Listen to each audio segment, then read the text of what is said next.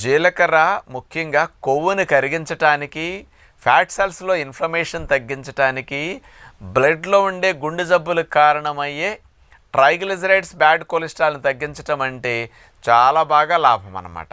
Obesity ఉన్న వారికి 3 సమస్యలు ఎక్కువ ఉంటాయి: డయాబెటీస్, గుండె కొలెస్ట్రాల్ సంబంధమైన విషయాలు, ఫ్యాట్ ఎక్కువ డిపాజిట్ అవ్వటం, ఇన్ఫ్లమేషన్ రావటం, లేకపోతే ఇన్సులిన్ రెసిస్టెన్స్ అనేది.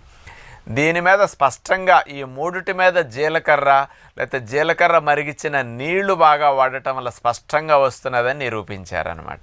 2011 సంవత్సరంలో Indian institute of integrative medicine India మన వాళ్ళు చేసిన పరిశోధన అనమాట జీలకర్ర వాటర్ మీద. మరి ఇంకొక విషయం కూడా స్పష్టంగా ఇచ్చారు. మామూలుగా ఇన్సులిన్ రెసిస్టెన్స్, ఒబిసిటీ ఉన్న వాళ్ళందరికీ వచ్చేస్తుంది. షుగర్ 80% డయాబెటీస్ రావడానికి అవకాశం ఉంది.